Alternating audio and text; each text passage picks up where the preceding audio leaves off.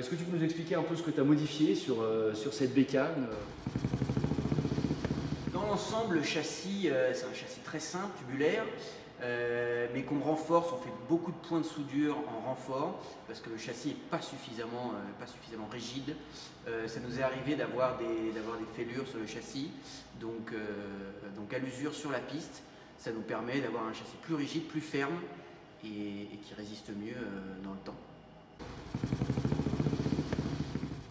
On supprime l'injection qui n'est pas suffisamment fiable, donc on retourne sur des carburateurs plus simples. On a changé le système de filtration d'air. On est passé sur des filtres KN qui sont plus simples d'entretien et puis surtout qui nous permettent à l'entretien au quotidien sur la piste de nettoyer plus facilement les filtres à air au niveau de la poussière, parce que les filtres à air d'origine papier sont très bien sur la route, mais sur la piste comme on l'utilise, ça devient critique.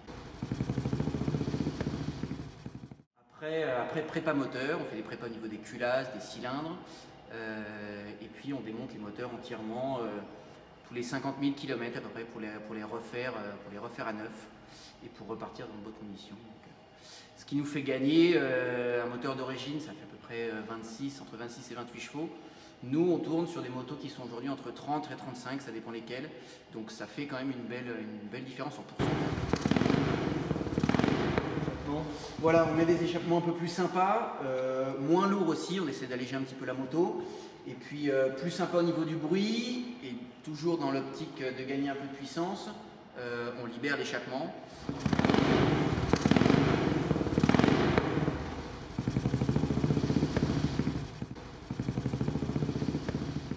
Les pilotes n'ont jamais eu à se plaindre, super confortable, on n'a jamais mal fait dans la journée. Les passagères avec quelques problèmes. On a résolu ça, on a modifié les suspensions arrière, on a aussi changé les ressorts avant, on fait régulièrement des vidanges de fourrage, etc.